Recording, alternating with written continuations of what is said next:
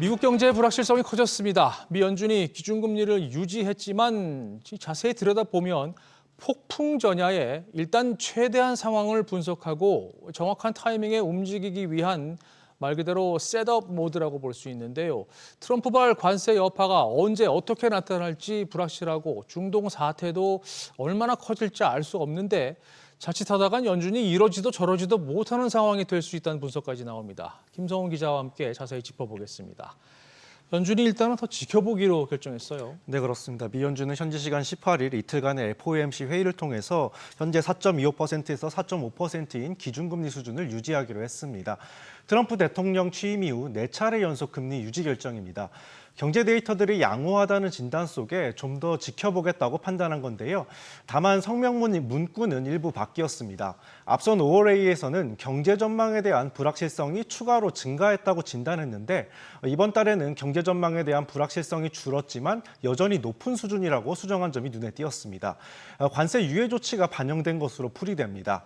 연준 위원들의 향후 금리 전망을 엿볼 수 있는 점도표에도 살짝 변화가 있었는데요. 올해 최종 기준금리 수준은 3.9%로 유지되면서 연내 0.25%포인트씩 2회 이나 전망에는 변화가 없었지만 전체 19명 연준 위원 가운데 연말까지 금리 유지를 예상한 위원 수는 3월 4명에서 이달 7명으로 늘었습니다.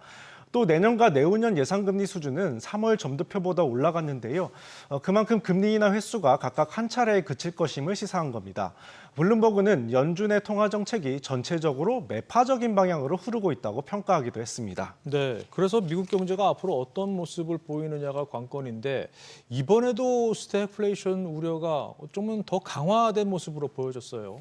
네, 맞습니다. 커진 불확실성 속에 연준은 기존 전망보다 상황이 악화될 것으로 내다봤습니다. 먼저 올해 성장률 전망치는 1.7%에서 1.4%로 낮아졌고요. 반면에 연말 근원 개인 소비 지출 가격 지수, 그러니까 인플레이션은 2.8%에서 3.1%로 또 실업률은 4.4%에서 4.5%로 높아질 것으로 내다봤습니다. 경기 침체 속 물가 상승, 즉 스태그플레이션이 발생할 수 있다는 겁니다. 이를 두고 뉴욕타임즈는 스태그플레이션이 정책 결정자에게 특별히 도전적인 과제가 됐다고 평가했습니다. 최대 변수로는 트럼프 대통령의 관세 정책을 꼽았는데요.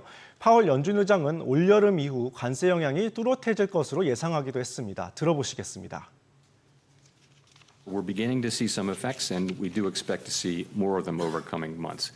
Today, the amount of the amount of the tariff effects, the size of the tariff effects, their duration and the time it will take are all highly uncertain.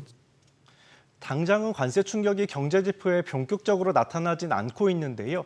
하지만 이달 첫 주에 2주 이상 실업수당 청구 건수가 3년 7개월 만에 최대 수준으로 늘면서 고용시장의 냉각 조짐을 보이고 있고요. 지난달 소매 판매도 줄어드는 등 스태그플레이션에 대한 위기감은 커지고 있는 상황입니다. 그렇군요. 그래서 기다리겠다는 파월 의장을 향해서 트럼프 대통령은 또 노골적으로 불만을 표출했죠.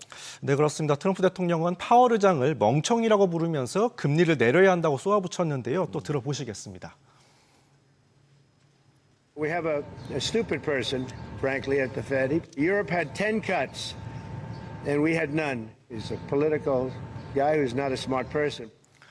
트럼프 대통령은 관세로 인한 인플레이션은 절대로 발생하지 않을 것이라면서 연준이 금리를 최대 2.5%포인트 인하해야 한다고 주장했는데요. 이 같은 상황이 반복되자 트럼프 행정부가 조기에 파월 의장 후임을 발표할 것이란 관측도 나오고 있는 상황입니다. 네, 파월 의장이 움직이지 않는 이유 가운데 하나는 중동 리스크가 새롭게 부각된 면도 있지 않습니까? 중동 상황은 현재 어떻습니까? 네, 이스라엘이 이란에 대한 공습을 감행한 현지 시간 15일 이후에 양측의 교전이 더 격화되는 분위기인데요. 이란과 미국의 핵 협상이 공습으로 취소된 이후 양측은 낮에도 공습을 주고받고 있고 에너지 시설과 공항, 방송국과 병원, 핵시설까지 공격 범위도 계속 넓어지고 있습니다. 사우디아라비아와 아랍에미리트 등과 인접한 이란의 부시에르 원자력 발전소까지 공습 대상으로 거론되면서 체르노빌급 재앙 우려까지 커지고 있습니다. 베냐민 네타냐후 이스라엘 총리는 이란의 정권 교체를 목표로 공격을 계속 강행하겠다는 뜻을 굽히지 않고 있고요. 또 군수 내부를 모두 잃은 이란도 강경한 입장입니다. 한때 이란이 제3국 등을 통해서 이스라엘과 미국에 대화 신호를 보냈다는 소식이 전해지기도 했는데요. 하지만 트럼프 대통령이 무조건 항복하라며 압박 수위를 높이자 아야톨라 하메네이 이란 최고 지도자는 이란 국민은 이란은 항복하지 않을 것임을 알아야 한다고 항전 의지를 강조하기도 했습니다. 무엇보다 미국이 개입하느냐가 이번 사태의 최대 분수령이 될 전망인데 이와 관련해서는 어떤 분석과 전망이 나옵니까? 네, 트럼프 대통령은 현지 시간 16일 밤에 G7 정상회의에서 조기 귀국한 뒤에 군사력 동원 여부에 고심하는 모습을 보였는데요. 사태 초기에는 협상을 통한 중재의 뜻을 밝혔지만 이제는 이란 핵기술의 완전한 재고 쪽으로 기우는 모습입니다.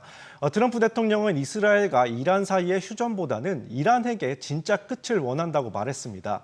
요새화된 이란의 지하 핵시설을 파기하기 위한 군사작전에 미군이 직접 나설 것이란 전망에 힘이 실리기도 했는데요. 구체적으로 초대형 폭탄 벙커버스터 GVU-57과 이를 운반할 스텔스 폭격기를 동원하는 방안이 거론됐는데 미국만 가능한 전술이기 때문입니다. 다만 트럼프 대통령이 2주 안에 공격 여부를 결정하겠다며 이란의 결단을 촉구했기 때문에 이번 사태가 어디로 튈지는 계속 지켜봐야 하는 상황입니다. 네. 상황이 워낙 긴박하게 돌아가다 보니까 시장에서는 최악의 시나리오를 가정한 분석들이 계속해서 나오고 있죠. 네, 맞습니다. 당장은 오일 쇼크 우려가 커졌다고 볼 수 있는데요. ING는 이란이 중동발 원유 수송로인 호르무즈 해협을 봉쇄하는 최악의 상황이 벌어지면 현재 배럴당 70달러 선인 국제유가가 2배 넘는 150달러 선까지 치솟아서 2008년 금융위기 때보다 더 큰 충격을 가져올 것으로 내다봤습니다. 로열뱅크 오브 캐나다는 유가 충격에 따른 물가 급등 시 뉴욕 증시의 S&P 500 지수가 20% 급락할 수 있다는 전망도 내놓았습니다. 또 옥스퍼드 이코노믹스는 미국 경기가 이미 둔화 국면에 접어든 가운데 유가 급등과 같은 외부 충격이 가해지면 고용 시장 타격이 더 클 수 있다고 경고하기도 했는데요.